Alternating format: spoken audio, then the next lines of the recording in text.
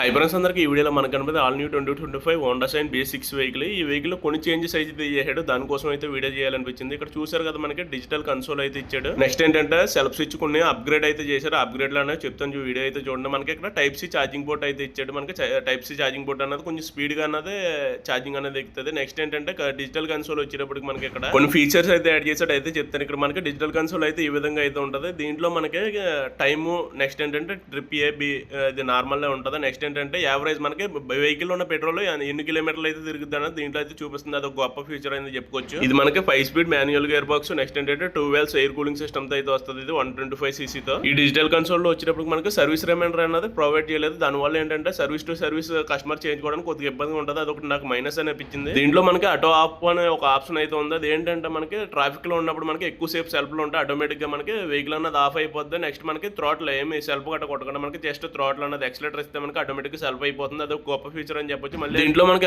వీళ్ళు ఎక్కడ కూడా మనకి ఎల్ఈడి లైట్లు అనేది ప్రొవైడ్ చేయలేదు. అంతా ఎలైజన్ మీద అయితేనే రన్ చేశారు. కొద్దిగా అప్గ్రేడ్ చేస్తే బాగుంటుందనేమో నాకు అనిపించింది. మీరు ఏమనుకుంటున్నారు కామెంట్ సెక్షన్ లో కామెంట్ చేయండి. Thank you for watching.